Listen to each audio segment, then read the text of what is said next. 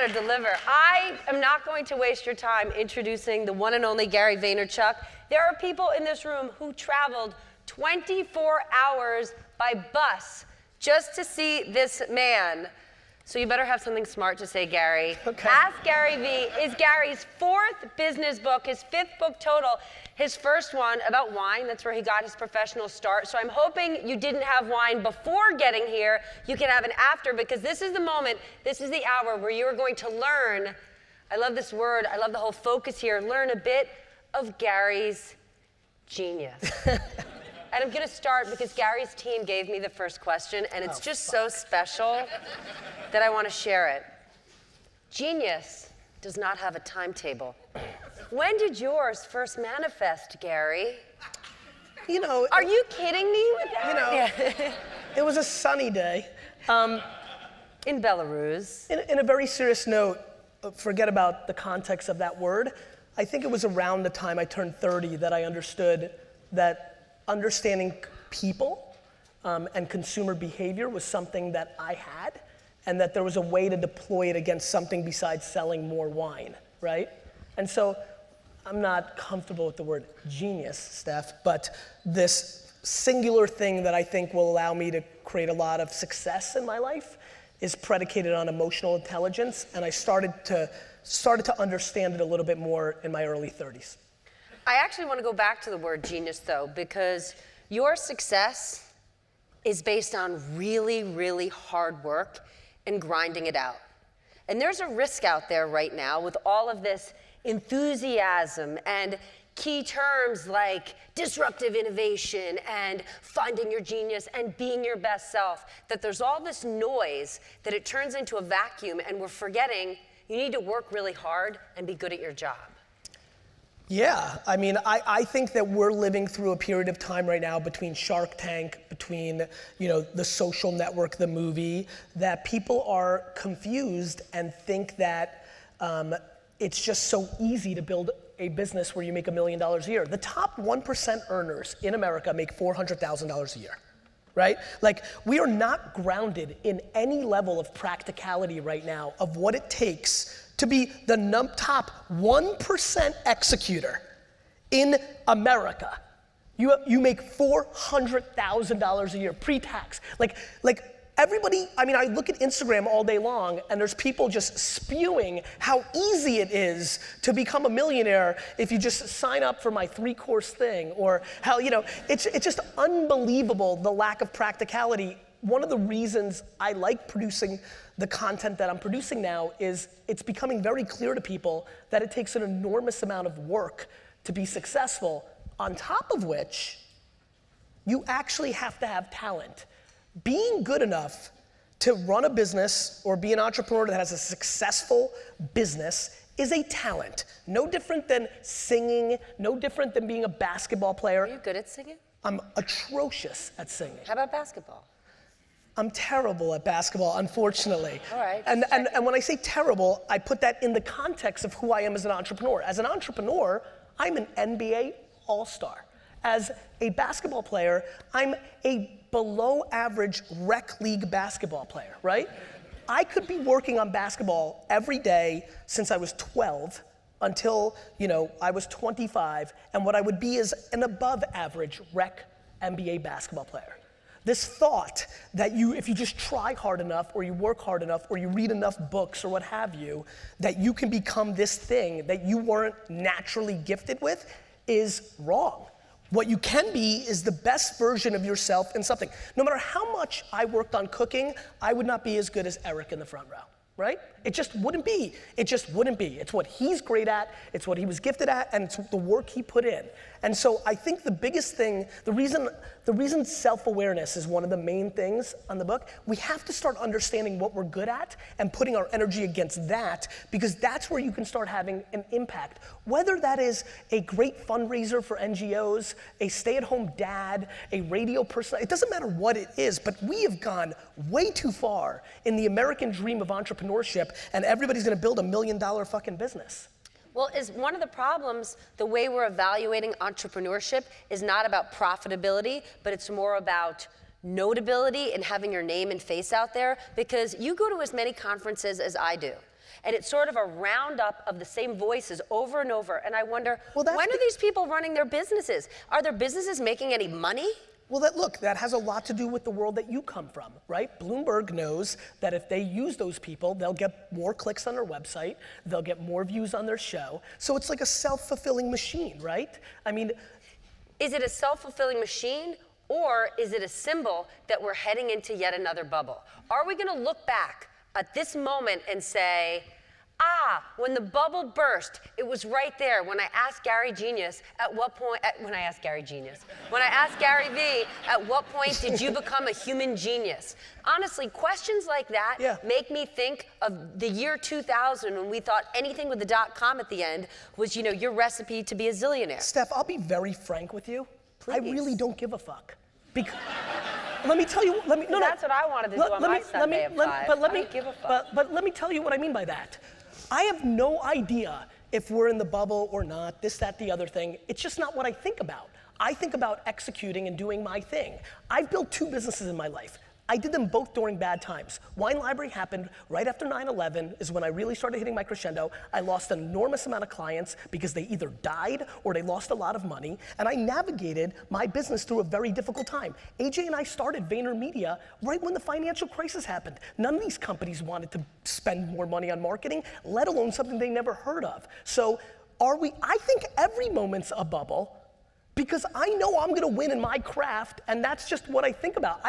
As an investor, I've been far more conservative the last 18, 24 months, because I kind of had an epiphany 20, maybe 24 months ago. Like, people were just coming in and they had no stomach for this. They were good students that, had friends and relatives that got them into a great ecosystem, that got them funding. Everybody was chasing their next startup. There was no practicality to revenue. It was all about raising the next round. And so, look, I don't look at startup culture or entrepreneurship any different than the stuff that you cover every day, Wall Street and shit of that nature. It's all the same game. There's a ton of stuff. What? But it's the same game, right? Which is, I'm not intrigued, or it doesn't seem like an interesting use of time to debate if something's a bubble or people, to me it's about execution. I like communicating. I put my stuff out there. It's a proxy that fulfills me. I like the admiration.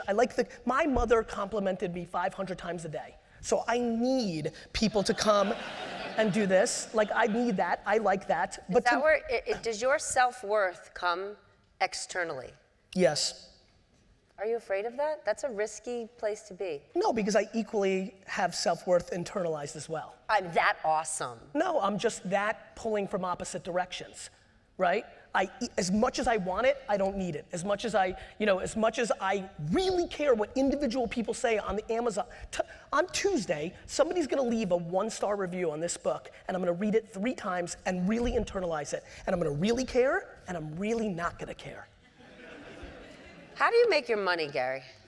I make my money in a lot of ways. Wine Library is a very successful business that I built that kicks me distributions at the end of the year on its profit. VaynerMedia is gonna do $100 million in revenue this year, and I'm gonna get substantial distributions from that. I'll probably make several millions of dollars public speaking. I've got companies that will exit this year, hopefully, if the bubble doesn't burst. That will give me profit from that. I'll probably go garage sailing on a random day in the summer and buy some stuff and flip it on eBay and make a couple $1,000 that way. How can you be your best self doing all those things? I'm guessing if I'm a consumer product company that works with you, and I see all your Instagramming and all your events and all your public speaking, I would pick up the phone and say, Gary, I pay you a shit ton of money. What are you doing out there promoting yourself? You should be working for me. Sure. I think it comes in a lot of different ways. First of all, I think that nobody's paying me. They're paying VaynerMedia. VaynerMedia is a... That's you. No, it's not. That's what you think you want to say, but it's just not true. VaynerMedia is not me. I'm Gary Vaynerchuk. So if you left, would not, VaynerMedia wouldn't lose clients. VaynerMedia would lose clients, but not because of Gary V, but because I'm disproportionately the operating CEO of the company, and when you have a CEO that's great and runs a business and leaves, a business loses business. But that's what I want to get to. I do know that. Okay. So we have so many people in this room who are entrepreneurs. Yes. Or they want to be entrepreneurs, but they have day jobs. Yes. And they have lots of other commitments. And they look at you and all that you do, and they think, I don't even have the time to compose a tweet.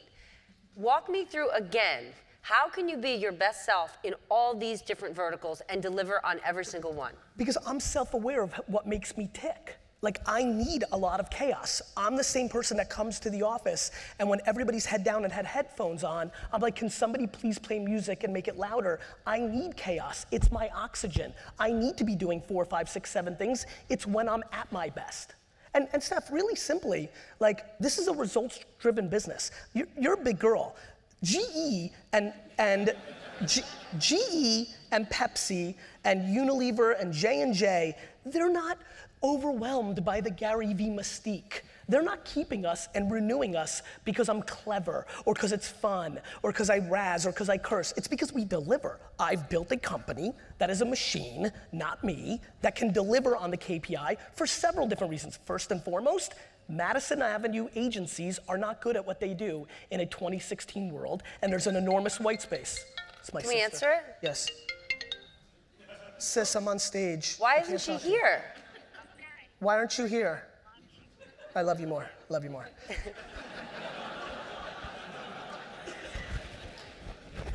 So I'm able to because She didn't want to come? She didn't want to come. She didn't want to come. Eric came 24 hours on a bus from Sioux Falls, and your sister didn't want to come? As my sister would say, I know that bullshit. I grew up with it. Look, I think that it comes down to the fact that I just outwork most people. You know, I'm working on VaynerMedia 10, 11 hours a day. I mean, it's, you know, that's more than enough by most standards in the marketplace that I'm in. When you're working 15 and 16, it gives you time to compose a tweet. You decided about 18 months ago that as hard as you wanted to work and as committed as you were, you then made a decision that in order for you to operate at your best level, you had to make health, wellness, and fitness a huge priority in your life that you hadn't before. Yes. Has it changed your performance? No. It's made your selfie look better, though? Yes. It really hasn't. My energy level is not up.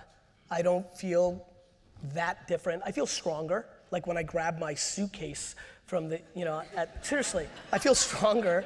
I'm stronger. My energy level's the same. Mike and I were talking about it today. My energy level's the same, but maybe when I'm 59 or 72, my energy level will be different.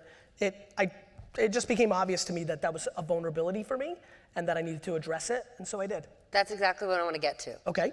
For you, you look for vulnerabilities across your life, across your businesses, because you need to narrow the margin of error. If anything, you spend a lot of your life risk managing. Yes. As you look across your life now, where do you see those vulnerabilities? What are you attacking and addressing? Because people who are young don't necessarily think about risk management. They just are grabbing and going and grabbing and going, and they're not necessarily paying attention to what's around them. You know, in business, not a lot, to be very honest with you. Meaning, in the business world, I feel very comfortable that things are going according to plan. I'm sure there's something going on that I don't see, but as we sit here today, I don't see a huge vulnerability. I'm building a very conservative business, client service. Think about what I did, Steph, for a second. Because when I think Gary, I think conservative, totally. But you know what's funny? I think I'm stunningly conservative. Let me give you the story of this. Please. 6 years ago, at the height of my momentum, I'm hanging out with Mark Zuckerberg and Travis and Saka and all this stuff. I've just made all these great angel investments, right? Things are going super well. I have a book that's a year straight on the New York Times best-selling list with Crush It. I'm getting all these opportunities. Everything is going phenomenal. I decide to take a step back and not do a startup, which I could have raised $50 million for in a heartbeat, not start a $100 million fund. Stick with me because this is really real business, and this is where you're going with this conversation.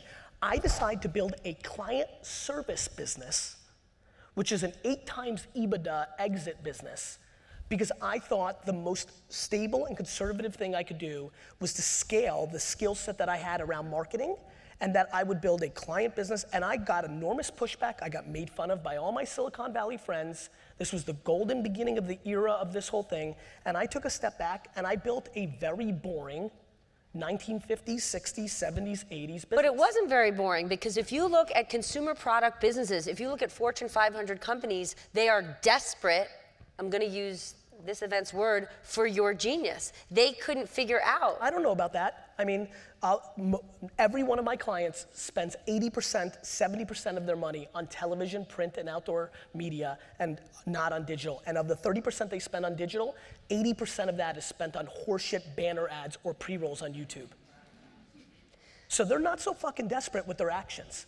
They may say it. Hold on. Yeah. But in theory, aren't they? But when it goes to practice, if you look at any monster business, you could look at finance, media, healthcare, whatever they are, those are Titanic-sized businesses that don't make good decisions because they're filled with middle management who make short-term decisions to preserve their own jobs. Be careful, not just middle management, the CEOs that you sit with every single goddamn day, every morning looking bright and peppy, every fucking morning, you sit with CEOs who make short-term decisions because they just care about their bonuses and their stock options in a 12 to 18 month period. Yes, and the reason they hire you is because they can point to it and say, digital, look, I pay Gary all that money. And then they can check it off their to-do list. That's 100% right.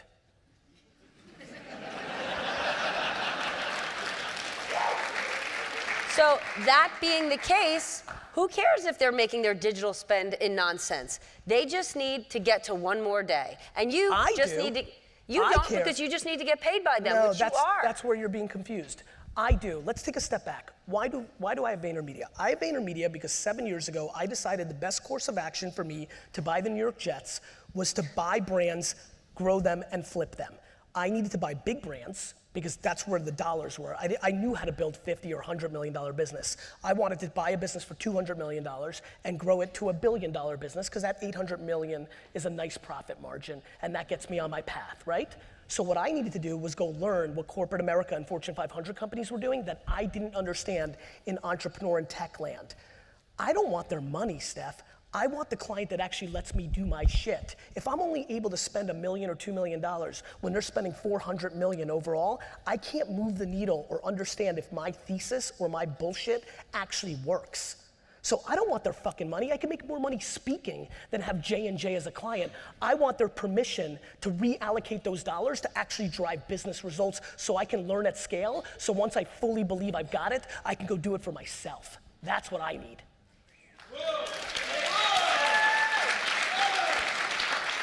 Makes sense, right? In your experience, yes, you work with private companies, yes, you work with companies that are run by founders, yes, you work with public companies run by employees. The full gamut. It's important, I need the context. Is there a difference in the way they conduct their business because those public companies are forced into short-term decision-making and the people who run those companies are employees, not founders? Do you see a difference in their behavior? Yes, because on the reverse, so that's bad, but on the reverse, so many of the kids in this audience and in the game right now, when they get funding, aren't trying to build an actual business. You know, this has been something I've been ranting on. It's fun that you were skiing this weekend. I've been saying this over and over for the last 90 days. No, but you are more than allowed because of the way you're playing. I have people who are literally about to go out of business. Literally, in the next 180 days, if they do not raise money, they're out of business, that are literally fucking skiing this weekend. Are you out of your mind as an entrepreneur? Like, we are living through— Yeah, but they're skiing with their friends that they met at Burning Man, and that's important. Yeah. And that's and you and I are both wise enough to know this, that this is exactly what happened in 1998, 99, 2000, 2001, when a lot of these Burning Mans were invented. And a lot of those same people who were skiing on the weekend then had an 8-year career working at Nabisco or NBC or Bain & McKinsey, because when the money runs out, they go and get jobs. And that's what's gonna happen, which is quite sad, because the 2016 internet versus the 2001 internet is very different. It is quite practical to build a business where you can make $100,000 or $200,000 a year in today's day, and it wasn't in 2000. And so all these entrepreneurs that are choosing the glitz and the glamour and the brand of it versus actually spending time to build a practical business are gonna be they're gonna be so sad in 3 years when they're in their cubicle working for somebody else, realizing they wasted that opportunity to build something practical versus just shooting for the dream. But Gary, they're choosing to waste it. Yes. When you speak to many of these entrepreneurs and you ask them about profitability, they say, well, we don't comment on profitability, but can I tell you who's on my board? And can I tell you how much money I've raised? Great, you've raised money because there's so much VC money in California right now. It's coming down from the sky. And sure, loads of people would love to sit on your board because it's a free option. When are you going to see a shift? Is it going to be that unicorns are going to die this year, that will face them to wake up? You know, look, you know this world better than I do. We start the first day of the year and China fucking goes, pfft. That starts making everybody scared here. Things have already tightened up. For example, in the angel investing New York tech landscape, the idea of walking into these 10 to 15 firms here in New York and saying, here's my idea, I want $4 million valuation, has quickly become, I want a $2.5 million valuation, right? You're gonna hear about enormous amounts of down rounds. Then in a perverse way, do you actually like this? Because for you, this is an only the strong will survive environment, where a few years ago, companies you invested in, sure, the valuations were flying through the roof, but now this is a survival. I'm sitting on an enormous amount of paper money on Uber, Pinterest, Snapchat, and many other things, right? Nothing would make me happier than the market completely collapsing and me going to zero on those things. That's a lie. It's not a lie. Let me tell you why. It's just not. And let me tell you why. Because I truly, first of all, my behavior in parallel was not to completely just invest in that world. You don't want them to go to zero, though. I feel as if they deserve to go to zero based on meritocracy and market behavior, then fuck it, let them go to zero. I swear on my children's life. Yes, that is how I feel. Now, I think that Snapchat and Uber and Pinterest won't, because I actually think those are good businesses. But do I think that there's a ton of unicorns that will be exposed as rhinoceroses? Yes, I do, right? And do I think on a totally different level, is there thousands of startups that are running around right now that will quickly go to zero? Yes, I do. And I think that is in my financial best interest, because I've built a very practical business that kicks a lot of cash. And I'm very intrigued to take that cash and buy shit on a nickel on the dollar as they go to zero because they couldn't get funding. So maybe on paper, I take one step back, but I know exactly what I want to do during this wartime.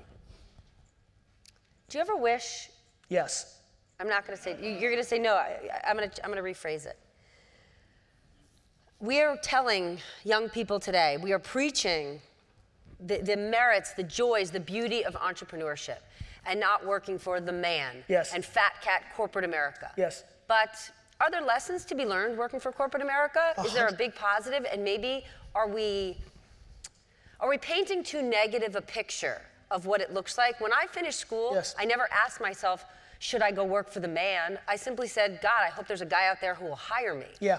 So have we gone too far in doing a disservice to young people coming out of school? I think we've gone too far in pockets. Let's look at the big data. The big data overall is not that many people are still starting their own companies. There's unlimited amount of kids that can't wait this May to go work for the fucking man.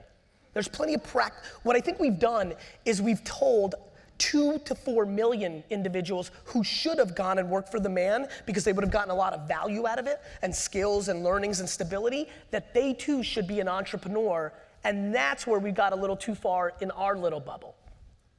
But by the way, that's their fault. Like that's you not being self-aware or auditing your own skills. That's you hoping and wishing that you can build the next Facebook. And that's my fault for writing you a check. I had a meeting with a kid the other day who's going out of business. That's it. That was the meeting. The meeting was, hey man, I'm going out of business. And like, can you help me with some other stuff? And we're going through the meeting, and this is a kid that I wrote a $150,000 check into his business. And he's like going out of business, and he goes, you know, and I'm sitting, I'm concerned, not a good face, because I invested and he lost. And he goes, Gary, don't worry, man. Like, he's like, he goes, don't worry, man, I learned a lot. And I said, I'm not worried about that fuck face. You lost $150,000 of my dollars. I'm like, and so what I'm most worried about, Steph. My daughter's here. I'm sorry, well, don't bring your daughter next time. So I think, look, like, I mean, are you really confused of what I was gonna say up here? I mean, I think I've branded myself quite nicely to know. I just think fuckface is pushing it. Okay, well, sorry. So I think that I was stunned. I say it, Steph. Stay with me here. All right, while you're laughing. Guys, I was like... I'm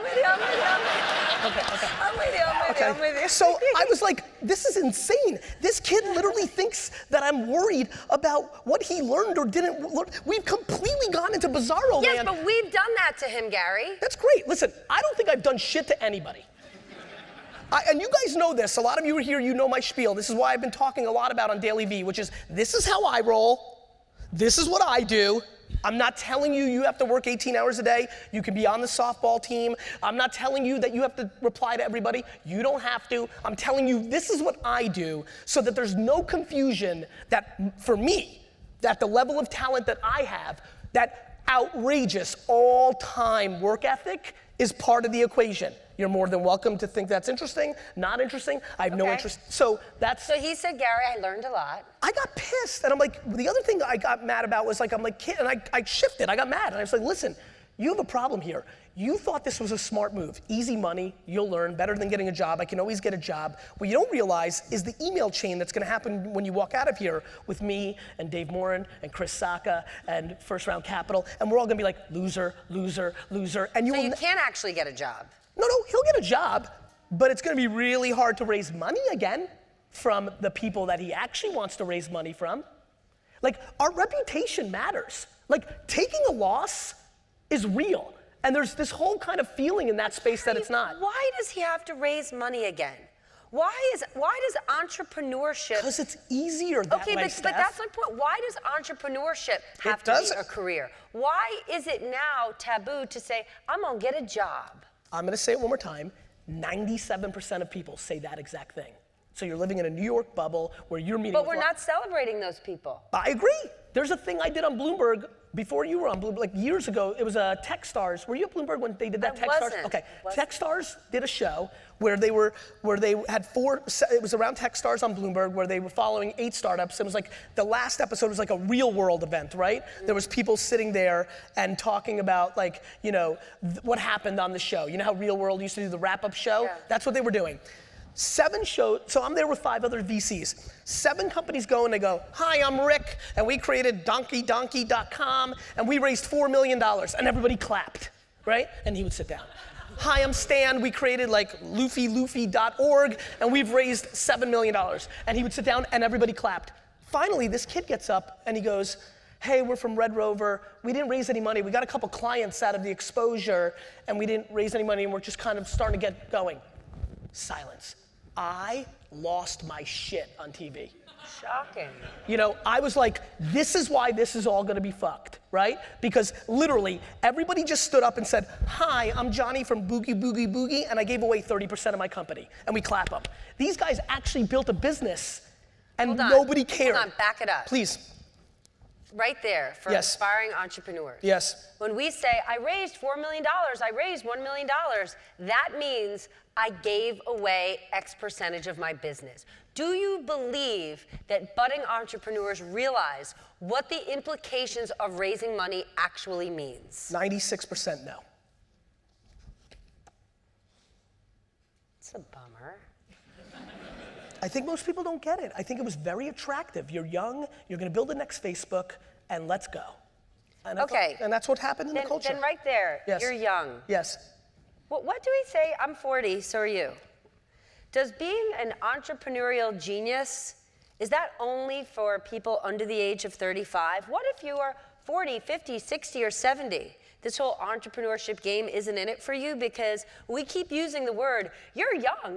Well, what if you're not young? Yeah, I mean, a couple things on that front. It's funny you said that. It's something I've been spending some time thinking a lot about. Number one, you know, if you're at 35, 40, 45, and you've worked as a non-entrepreneur, you're not an entrepreneur. First of all, I think anybody. And you couldn't be. You sure can be. You're more than welcome to be, but you're not a purebred entrepreneur. Listen, this is something a lot of you guys know that I get razzed on online because I say that if you ever work for anybody else, you're not an entrepreneur. Because my definition of an entrepreneur is you can't breathe at the thought of working for somebody else. That's my personal point of view on being a true bred entrepreneur. If you are a true entrepreneur, the notion of working for somebody else is so devastating that you would rather live on a couch with your 4 buddies with fucking cockroaches and eat shit food every day to try to build something. I truly believe that. What about the argument that we're all entrepreneurs? And I could say, Stephanie Rule, Bloomberg Media, I work for myself. And if You'd you be lying to yourself. And if you respect, but why? Because somebody pays your paycheck. Yes. That's just Google fucking entrepreneurship. That's not what it says. But why can't one take an entrepreneurship approach to their own They can. So again, a lot of people that follow me know that the way I decipher from an entrepreneur is I use the term entrepreneurial tendencies. I think you have them. You've been very smart, in my opinion, from afar. It's why I like you. It's why I want you to be here tonight. First of all, I knew it wouldn't be, I mean, some of them are probably confused in the beginning. I knew it wasn't gonna be a cush interview, right? I knew they were gonna be real. This is a cush interview. No, but it wasn't gonna be the normal, like, Gary, hey. Wait, you know, it like, wasn't gonna be, when did your genius first manifest? Right. That's right. Because I was wondering. That's right. Yeah. And so that was interesting for me. And so, but more importantly, I do think we can have entrepreneurial tendencies. I think that's great. And I do think that people need to be practical. I do think if you're sitting in this crowd right now and you have debt, if you from college, right? Or if you have, I mean, look, do you know how many people are dealing with real life stuff, including stuff like that nobody ever talks about, including like, I sit up here and be like, be an entrepreneur, and meanwhile, you're sitting in that audience and saying, my spouse died. My fucking spouse died. Like, my spouse died, I've got 2 young kids. Like, it's not so easy to be entrepreneur land. There's real stuff that happens in people's real lives. Here's what I'm saying. We are living through the luckiest period of time ever for all of us because there's something called the internet. When your spouse died in 1972, right? You had no practicality after 7 or 8 or 9 p.m. when you got home to change your life. You just kind of like came home. The world shut down, right? You got rest. Is probably what you did. Or maybe if you were really hustling, you got an overnight grave shift job, right? But now we have the internet. The practicality of turning your life into an entrepreneur is very real. From 9 p.m. on till 2 in the morning every day, everybody here is more than welcome for 5 full hours a day, which, oh, by the way, is about the amount of time that most people actually work in their 9-hour day. Because these fucking bullshit hour lunches and the 20 minutes that you watch some random video on YouTube that your buddy sent you and you're texting all day, I mean. And you're watching Ask Gary Vee. That's, you're damn right. You're damn right. I mean, people are really in these jobs deploying only 5 or 6 hours, right? And so there's so much time to do your thing. The problem is people say things and then do different things. We say things all, we say that we if, say on Facebook we say that if, what we like, and on Amazon they know what we buy. Correct, that's a nice point. Good one to sneak in there, Steph. I think that I think more importantly. You don't pay me to be here. You're gonna need to be nicer. I'm being very nice. We say things like, if Trump wins, I'm moving to Canada, and then we don't, right? Yeah. We say things like, we say all these things that go against we say we give a shit about privacy, and you're giving away your data all the time, 24/7, 365. So I play in a white space of what people say. We say that I'll never be on Snapchat, it's so stupid. We say things, and then I've spent a career trying to figure out what we say versus what I think is eventually gonna happen, and then I bet my energy, time, and money on that. Give me an example. Facebook. Everybody said that Facebook was just for kids. People forget Facebook. E-commerce. Let me start with my first career. E-commerce. I was a 22-year-old kid, and everybody told me directly in my face, Gary, you're an idiot. Go open a second liquor store. Nobody's gonna buy wine on the internet. The internet is a fad. Who were those people? I don't know, your contemporaries. They were on the Today Show saying that the internet was a fad every single fucking day. Wow. And listen, all the 40, 50, 60-year-olds remember, if you're a 50-year-old and you're a 60-year-old here, you remember your first encounter with the internet. I'll give you one forward. Everybody in this room in 20 years is gonna live in a virtual reality world where they're gonna have a tough time even quantifying the difference between is this real life or is virtual real life.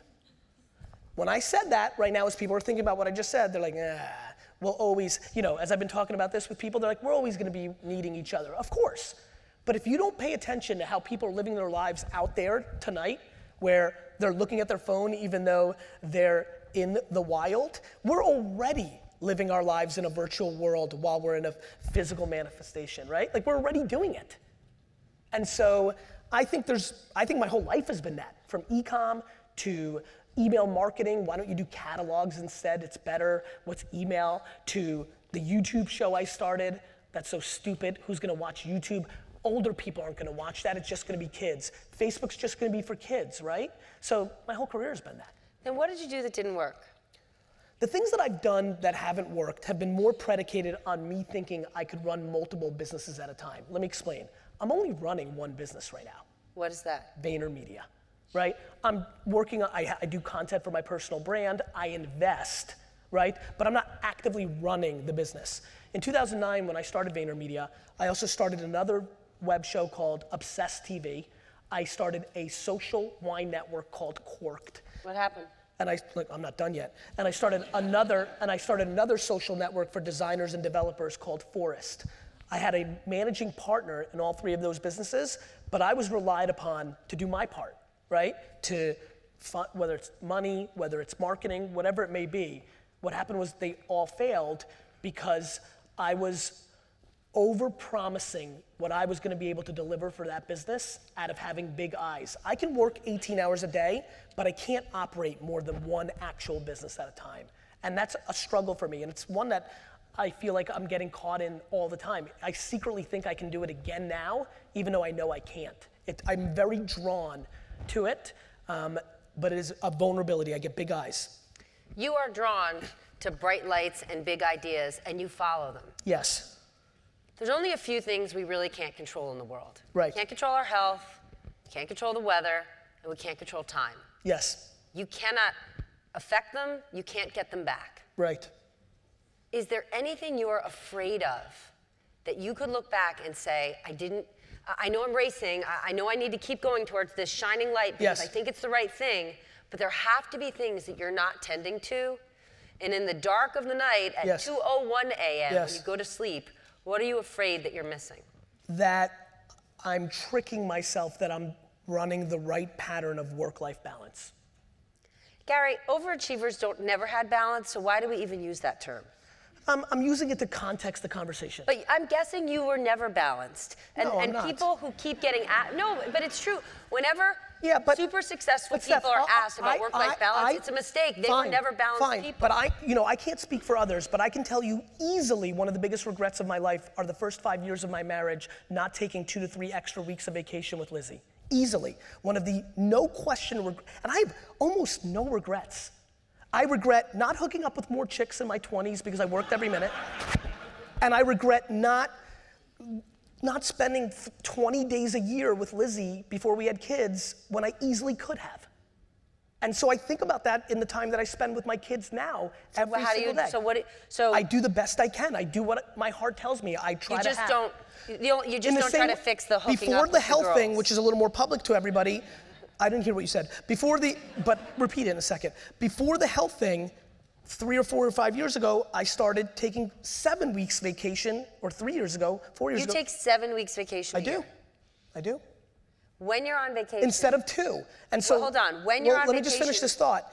So that's a hack, right? One thing that I'm talking about right now quite a bit, and I don't know how you guys roll, I'm a very where there's smoke, there's fire kind of guy. I literally am selling myself.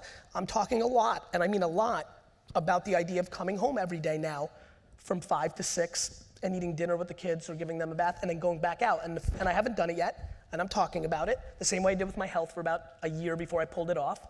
But I think I'll do that. And so all I can do, Steph, is try and just try, if it's on my mind, to hack it and make it better. When you're taking those 7 weeks of vacation a year, do you disconnect? I would say 80% of the times or of the time I've been able to. I've done a really good job. And so I was yes, but once in a blue moon, something bad will happen. AKA, this last year, I did really well until I read a quick little thing on some of the data I was looking at around Snapchat. Until I'm like, DJ Khaled is starting to get momentum on this Snapchat thing. All he does is win. That's right. And so for the 17 or 14-day vacation I took at the end of the year, the first 11 days were really good, and the last 3 were really bad because I caught the Snapchat bug and I shifted. It's just the truth. Are you being honest with yourself about, do you disconnect? If we ask Lizzie, Yeah? She's here. Well, fuck, I just told you that I fucking rolled the first 11 days, but the last 3 days I fucked up. So it's not like I just said, yeah, I'm cruising. So if you wanna, do you wanna ask her if it was 67% instead of 80? All right, we have to share some audience questions. You ready? Always. What is the #1 timeless lesson you learned and carried forward from selling sports cards as a teenager? From Roger. Roger, good question. Not Goodell. Maybe. It's dark. I learned that attention was the only asset. One more time? I learned, this is straight up, this is why I think I was a good retailer, because of baseball cards. I learned that attention was the only asset that mattered. So I would go and do baseball card shows, and I was 14 years old. Like, do you know how young that is? Like, and the dealer would be like a 40-fucking-year-old man, right? So like you? Yes. And he would be like, hey kid, that's your table. And the first 5 or 6 shows I ever did, I had the shittiest table in the whole mall. Like, the side entrance over here when the whole main thing. And I kind of like, by the 5th or 6th one said, wait a minute, this is bad. Like, because when I go get a pretzel, there seems to be more people over here than that are over by me. And so there's a classic story I have with Brandon, who runs Wine Library, who's my best friend in high school. We did shows together where it was this show and we get this table and I go, Brandon, like there's this whole main thing and we have this random table on the way out. And I'm like, Brandon, this is bad. We need a different table. I was really feisty. I'm like, I'm gonna go he's like, no, this is super fine, just like everything else. Literally the first guy that came into the show, like 8 o'clock in the morning, walked the whole show, bought a ton of shit. And on his way out, he looks at us and he goes, oh shit, I didn't even know you guys were here. And there was something about that moment that triggered for me. And what I did on every show when I negotiated forward was pick the table. I would go on Thursday, negotiate my table before I'd even pay the guy. And what it did was it taught me about consumer behavior, how they walked around. And when I got into my dad's store, I started reorganizing shelving based on profit margin and things that later I would learn is really common practice of great retailers. And that came intuitively, and that was absolutely taught to me through intuition, but also through behavioral stuff at baseball card shows. Seeing that you understand retail, you know what a great retailer is, you know what iconic brands are. Are there any brands out there that you look at and say, that is an iconic brand that has meant so much in history, but today means nothing. I'd love to get my hands on it. Nintendo. Why? Because they're fucking up. Like there's no 15-year-old, like the fact that Nintendo is not winning in app gaming is ludicrous. They have the IP. The fact that Kardashian apps and Minecraft and other things are winning while there isn't a 15-year-old that gives a crap anymore about Mario or Zelda or things of that nature, that was a huge miss. And they got romantic that it was all about the council where they made their money, right? And they were romantic and they didn't deploy against the next attention police, and they allowed that romance to kill them. People think the end of your story is buying the New York Jets. Yes. You buy the Jets. Yes. Then what? Then they make a big fucking movie about my life. Well, there you go. How would you define emotional intelligence? I think it's the things that are actually happening in our world. I think it's the things that are happening that we can't explain this. Of course we can. Like charisma matters, right? Like intuition matters. Like deploying empathy and gratitude matter. These are real things. That's why they exist. That's why they're words. They're real things. And so I would define them as all the things that aren't about black and white, either data or math or written words or information, that really separate people from success or not. I consider it likability is a good word. I think likability is likability is completely predicated on emotional intelligence, right? And so I actually think because information is becoming commoditized by the internet, I actually think I'm a complete byproduct of the internet becoming important, because I think I so overskew in emotional intelligence and underskew in IQ that I think I'm a preview of things to come. Do you think we've become too reliant then on big data? The fact that we talk so much about it, it sort of takes out the element of surprise. I take you to the NBA. Mark Cuban would say, implementing big data is the key to having a winning team. And at the NBA Tech Conference, Charles Barkley and Magic Johnson sat there, and Charles Barkley said, big data, you know when a boy has basketball skills. Forget big data. So what's the right lane? Both. It's just both, right? Like, I love big data, but do you know where my success and VaynerMedia's for their client success comes from with big data, having the human ability to interpret it and turn it into something. And talent trumps all. What Barkley's argument is, and Barkley's very right in a lot of areas and a little bit wrong in some other areas, in my opinion. I know his argument on this, which is, look, talent's gonna trump anything. If, like basketball especially, like look who's won the NBA title for the last 30 years. It's been like the 11 guys, right? Like in basketball, one player, unlike any other sport, fundamentally dictates the outcome because they play both ways, not like football and baseball, right? It's just clear, right? That being said, you can maximize your talent. You can maximize, that's it. And you can maximize getting a role player who hits corner threes because that's the highest percentage. And so the Spurs have used that, the Rockets have used that, like to win more games. So it's both. What's the number one thing you want everyone in this room to walk away with? And this question comes from Alana McMillan, wherever you are. That I think there's literally 300 million different ways to win in the US, if that's how many people we have, right? Like that there is no blueprint, there is no exact way. It only comes down to being able to factor in the 40 or 50 indexes, input points, context points around your life, and then navigating through that. And so what I really want is for people to understand, don't do it like me, don't do it like you, don't do it like Zucks, don't do it like Trap, don't do it like Cuban, like spend as much time as you can. And Steph, I'll be honest with you, maybe you know the answer, I'm actually weirdly asking you. If I knew how to help people like create more self-awareness, it's what I would sell. I don't know if that comes through therapy or some system, or I don't know, I really don't. My fear is actually the reverse in terms of with all of the information, with all the self-help, with all the people on Instagram saying these 3 easy steps, the fear is we are telling people, as soon as you have a job if you have a job that you like, click. And when you meet a man that you like, click. And then you could afford a house, and then you have a baby. All of these things are the recipe for success. Well, if you're using some sort of Cosmo checklist for the recipe for success, you are going to end up very unhappy because success is internal. So I'll go a different way, fine. But I actually think we're in a much better place than we've been for the last 60 years on this issue. Why? Because prior to this world where we have so many more opinions and platforms, we had 3 channels that told everybody that thing. There was 3 old white guys that owned ABC and NBC and CBS. That's a great point. That completely pushed down to them what it was supposed to be. So now at least we have a lot more voices and there's more things to navigate.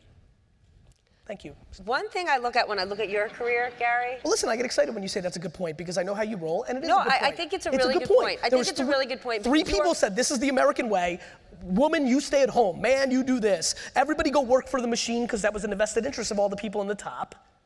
And so now at least they have more options. Now, find your American dream. You know, now look, there's a lot of bad from that because there's a lot of fucking hucksters that are selling you guys bullshit that would have never gotten on TV that you now are listening to because, you know, they're renting a $300,000 car for the day, taking an Instagram photo of it and saying, yo, you know, it's so fucking disgusting. But it's not, but hold on. Yeah. But it's not those hucksters' fault. So everyone in the audience who complains that the Kardashians were on magazine covers 110 times last year, it's not 100%. Hold on. But it's not the Kardashians' fault. It's the market's fault. It's not the media's fault. It's the media will sell whatever you will buy. 100%. The problem is, if you don't like it, stop buying it. 100%.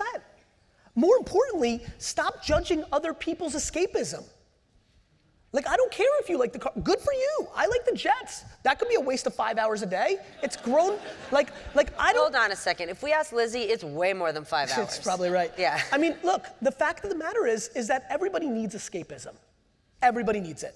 It's what music and entertainment and everything is built on. So I think we're wasting too much time judging people's choice of escapism.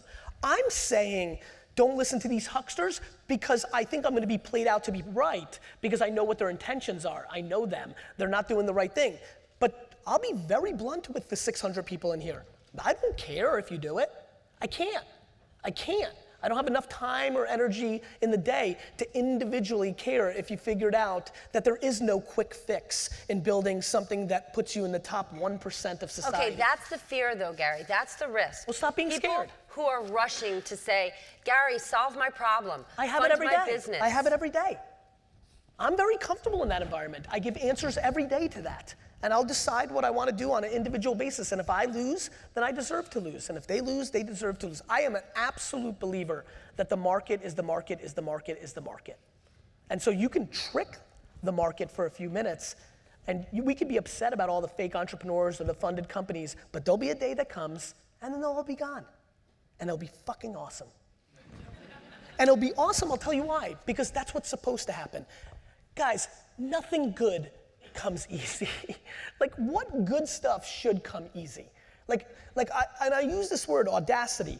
If you have the audacity to be in the 1%, which one more time means you were making $400,000 a year before taxes, which is, by the way, a booby prize to most people when they think about entrepreneurship. I don't know anybody in entrepreneur tech land or entrepreneur, solo entrepreneur that thinks that 400,000 a year is the North Star. It's much bigger than that. I get the emails every day. Everybody thinks $1 million a year is like the minimum cost of entry to anything, right? Okay, but Gary, yes. Someone always has to pay. This whole idea that, I'm going to build a multi-million-dollar business. I want everyone to get free pre-K. There is no there is no gold at the end of the rainbow. Someone has to pay. Okay. So this idea that, no one thinks $400,000 is a lot of money. When are we going to click and realize, oh shit, it is? Never. Our whole entire human race from the beginning of mankind has proven we will never do that. It's just not a human way. And that's fine. There's nothing wrong with, great. You know what? By the way, I'm the biggest fan of humans. We're still here. I actually think humans are the most underrated brand in the world. I actually believe that. What does that mean? I'll explain. I think humans are the most underrated brand. The world that you live in, yeah. Big media, has done a really good job in convincing every mother in here that they shouldn't let their kids play outside. Because they fucking reported on kidnapping until they couldn't get enough of it, right? And so now we have a generation of people that don't want to put their kids outside, yet we're safer than ever because of devices. Nobody's kidnapping anybody, yet the propaganda filled us nice and good, right? And so, what does it mean?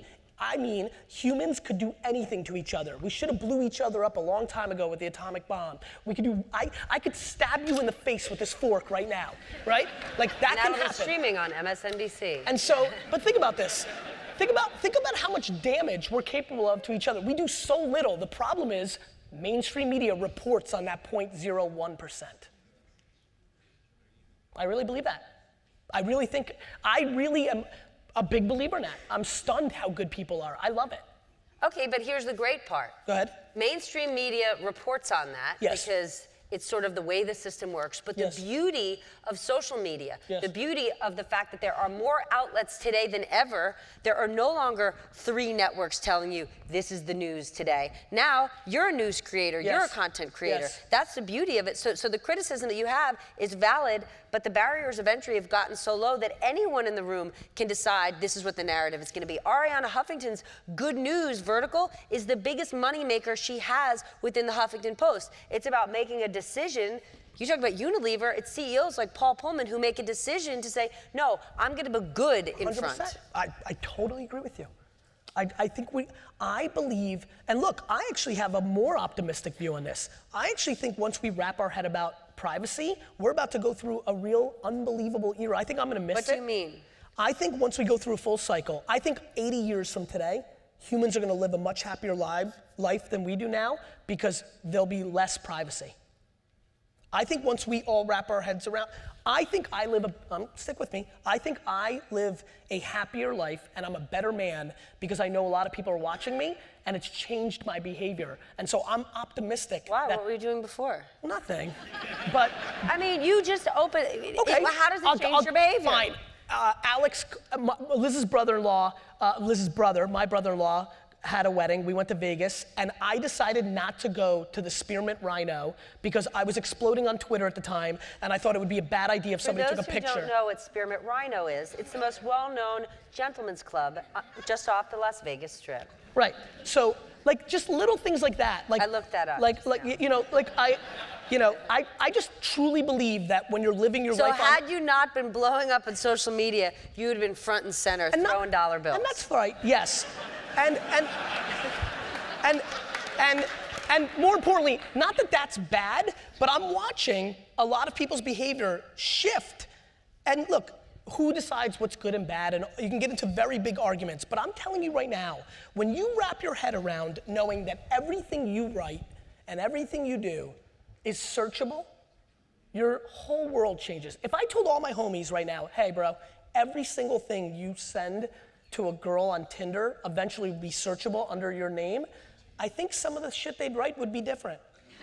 Okay, all right.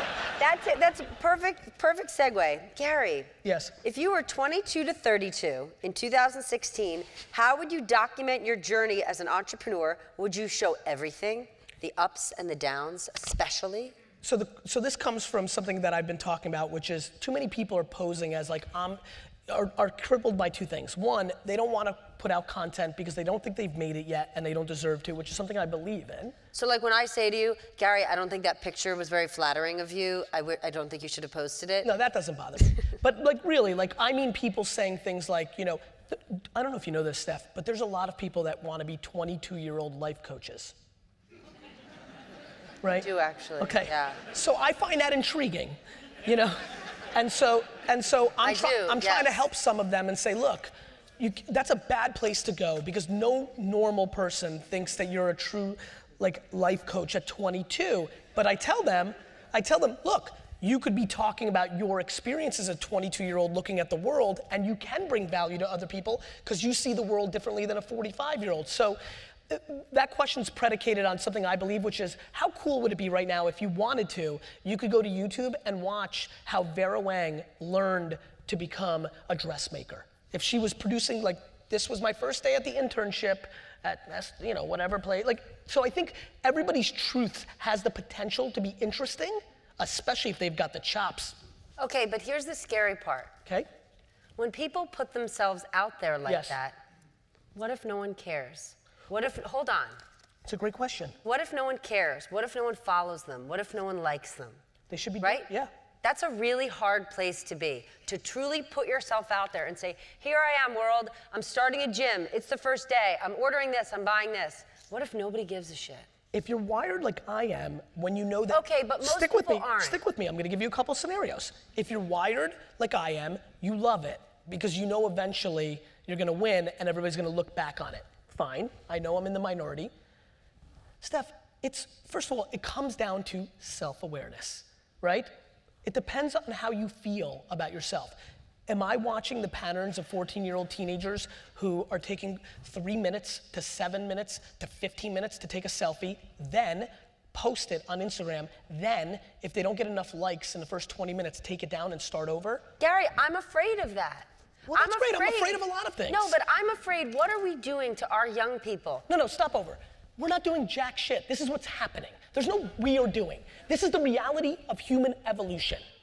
Like, if this was 1961 and we were doing this, you'd be like, Gary, I'm worried about Elvis shaking his hips. What are we teaching?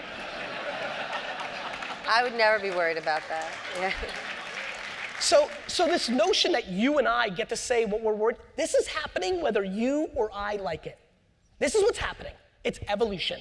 The end. You're gonna be much more scared about what's happening in this VR world in 20 years than any of it. You're gonna wish for the day of selfies in 20 years when people put on contact lenses and don't come out for a month. Okay, you know what though, Gary? You're a dad. You're a dad. You have 2 kids. What are you gonna do when your daughter is 14 and she's locked in her room, desperate to make selfies and videos that people care about, and when she walks out of the room and says, no one likes me in this world? I'm gonna say, Misha, step up your fucking game.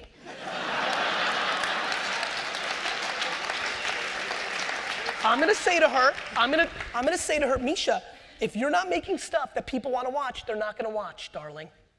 That's what I'm gonna say. Because that's the truth. And I'm gonna say, if you're making, why does being loved by millions have to be how we define ourselves? I don't know, tell me. You're putting yourself on TV. I might wanna do that, but maybe other people don't. Well, I'm not telling fucking Misha she has to do that. But if that's the way we're going as a society. What are you talking about? Do you know how many people don't do that? There are unlimited people who don't do social media. I met like 40 people under 30 in the last 6 months. Like a girl cutting my hair, she's like 25-year-old girl in San Francisco during the Super Bowl weekend. I'm like, so what do you think about Snapchat? She's like, oh, I don't have any social media. I'm like, none? She's like, no. I'm like, ever? She's like, nope. I'm like, fuck. You know? I was like, you know, and I was like, tell me more, because I was like, ooh, is this a trend that I need to figure out? You know, and so there is no, this is what we have to do. There's no difference between Misha doing that in her room than her laying in her room in 1984 asking Lizzie and I for 3-way phone calls so she could sit there and do, nothing's changed, it just gets accelerated. And what happens is we get scared because we get old. That's what happens. We get scared because we get old. We get scared of everything that we didn't grow up with. It's what human beings do. Right? And so all the gnarly 23-year-olds and 29-year-olds in here that are fucking super comfortable with all this shit, when VR comes, when they're 42 and they have kids, I'm like, whoa, this is fucking, you know? That's what happens. And so I don't. I know that it's evolution. I'm very comfortable in it. I'll always be comfortable with it. I have a 6 and a 3-year-old now. Nothing's changed on my point of view. And guess what? When something bad happens, my point of view will still not change. I'll be sad that a micro event happened and the data didn't go in our way. I'll be sad that Misha's crying or Xander got hurt. I'll be sad. But it's not gonna make me say, well, now let's shut down evolution.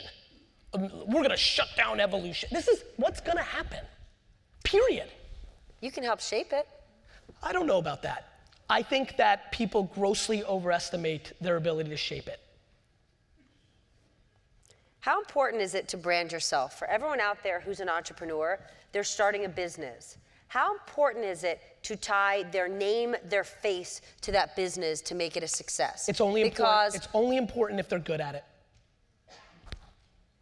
So for example, you know this, there's unlimited amounts of companies that are successful that nobody's ever heard of the CEO. There's unlimited of people that are worth billions of dollars that nobody's ever heard of. Right? So it comes down to knowing oneself, right? So for me, this is very important because of a couple things. I think I'm good at it. There's another important thing. I really genuinely like it. I like looking out there and seeing Chef and Eric. I like to get to know people. I know them. I like it. I like people. So I put myself in the best position to succeed. I like people. The social network world is about people interactions. It was gonna naturally work for me. However, I have tons of startups and founders who ask me every day, they take my money, they want my advice, and they're not into people, and they don't want to put themselves out there, and they're very happy to put their head down and build a good product. But are consumers demanding that they? No. I use Uber as an example. Hold on. No. Nobody here gives a shit that Perry Chen is fairly quiet. If they like Kickstarter, they're gonna use it. But here's where you're wrong. Okay. People give a shit about Uber and Travis. People won't, hold on a second. I'm not wrong, that's just another fucking different example. Steph, I'm not wrong. Do you know how many? No, but if you say people I don't give care, a shit. They do. I do not. Nobody here cares about I don't even think Nike is still. I don't even know the CEO of Nike. Mark Parker. Great. Well, if you told me I'll give you the fucking Jets right now, I couldn't have answered that. And I don't give a fuck about him or his life or his selfies. That's an but example. I like these fucking kicks. Okay, then explain to me then it's just another option. Okay, then explain the Uber phenomenon to me. Hold on.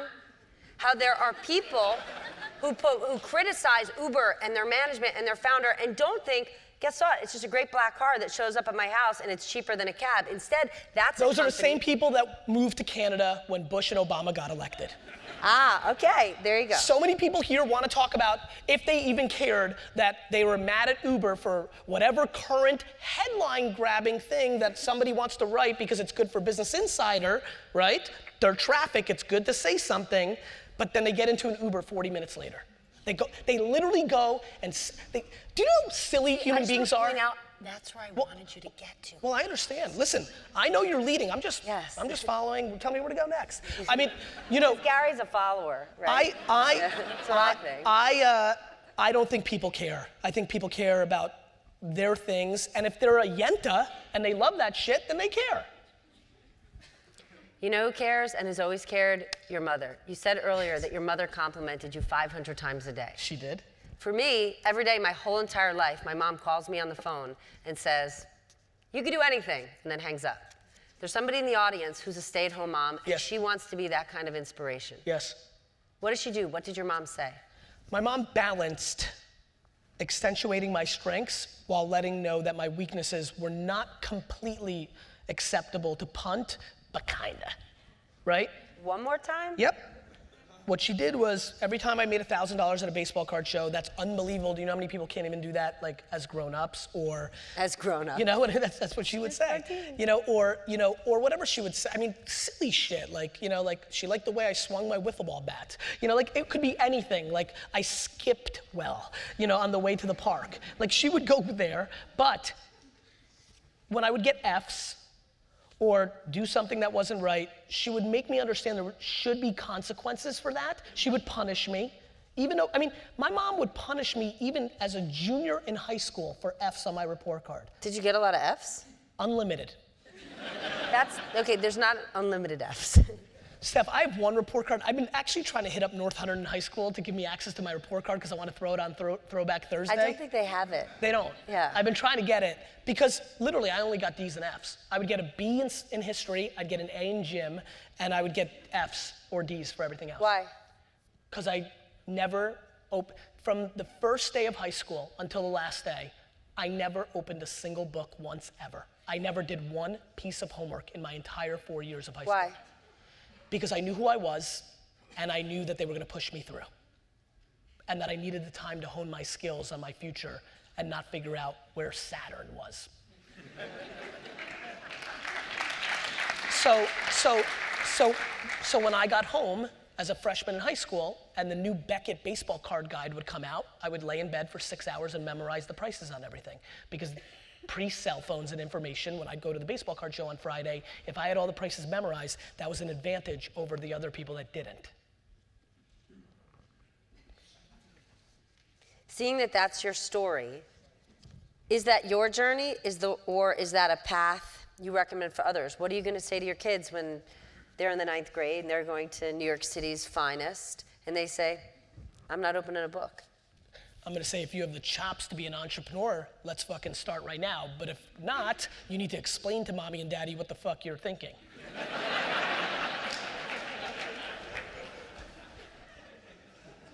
Do you think this is the year, we've been saying for the last few years, content is king, and there's so much content at this point. Do you think we're coming to a point in time where we're actually gonna start to really curate and really separate and say, a lot of this is noise, here's the high value product? I think we do that every day and have done it for every day of our existence. So what I mean by that, I mean we choose this weekend to watch entire seasons of House of Cards because we decide that's good content for us. And instead of watching something else or reading something else, we chose that. And I think the marketplace has always been the marketplace. And so I think that's been happening all along. That's what happens every day. There's been more than enough content to fill our days for much longer than the internet's been around. Once cable went to 36 channels, with the amount of newspapers and books that were produced, we've been picking and choosing what's good every day. These people chose that this was the best use of their time, that this is what they wanted to do on a late Sunday afternoon. I'm humbled by that because Sundays are tough. That's family time, this, that, and the other thing. We do it every single day of our lives. And what I love is there's even more content now, right? There's just so much, right? I know when I do Daily V, that's a sitcom. That's a 20, 30-minute video that they're gonna watch instead of watching something else. And I think that will always go on forever. When you do Daily V and you look back on it, are there days where you say, oh, that was garbage? Or do you think it's all great? I think it's all great. Really? Sure, because I think it's all true, right? Like, that doesn't mean it's great. Sure it does. For me, that's what I want to make sure. One of the things that I'm most proud of is that D-Rock will always be able to tell somebody over a drink 25 years from now that, like, yeah, he didn't tell me to do anything. Like, I like that I stay away from it. He does it. Walk us through in case people don't know what that is. I do a daily vlog. I get it. Episode 19 is where we're at right now. It's a 13 to 30 minute show that we put out. It's called Daily V because D-Rock and I had big eyes that we were gonna do it 5 days a week, but it's really fun for me to watch what's happening with Daily V because he's getting a lot of accolades, a lot of credit, because not only is he filming, he's editing, and he's working his face off. I mean, he's literally, think about this. I talk about how hardcore I am. He follows me for 15 hours, and then sometimes he'll literally then go to the office and start editing. So like, it's really great for me to see him get his due, and people are really talking about his talents in the comments. And like, saw somebody the other day and saying, oh shit, we need Stefan to follow D-Rock, who follows Gary, because I want daily D-Rock, you know? And so it's really cool to watch it, but I feel great about it because I've never felt such a feedback loop on anything I've ever done like Daily V, because people that know me well are like, shit man, I didn't realize you really worked that hard. And I have to be honest with you, we only started Daily V because I wanted to make sure everybody knew that I was working harder than them. It came from a very dark place. Gary, everybody in this room loves you. They want you to love them. What quality, I don't want to use the word genius, I know we're in the genius dome. What quality do you see in people that you gravitate towards? What do you love? Optimism. I love optimism. You know, I hate cynicism. I want to build an empire on good. Like, I hate Steve Jobs' narrative. He changed the world, he's unbelievable, but like, he didn't make people happy that worked for him. I don't like that. I don't want to do that. My biggest ambition, if I can pull off what I'm going to pull off here, is to build a... Gary, you are pulling it off. Yeah, I know, but I have a ways to go. I am pulling it off, but anything can happen. Like, I truly live, Steph, in a world where I'm only as good as my last at bat. Like, I'm not interested in eating, you know, like consuming my hyperbole or reading my headlines. I like them, they make me feel good, but I'm not confused by them. I've got a long way to go to pull off what I really want to pull off, which is to become a standard of building an empire, a professional business empire on doing good stuff, not on, I was tough on you because I wanted to get the best work out of you. I don't like that. I want to win with honey over vinegar. I like that. I like happiness, optimism. Okay, I know we're out of time. I want to finish. Optimism that is loaded with practicality. So many of you in here, and I know you're loaded with optimism without practicality.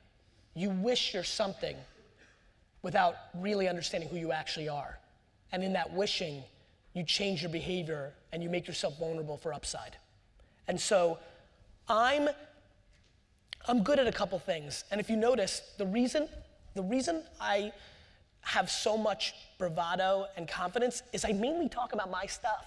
Look, I've been on your show and you know when it's subject matters, when I'm like part of it and I gotta say stuff, you know, if it's subject matters I don't know, I can be pretty like, you know, I'll get out of there, right?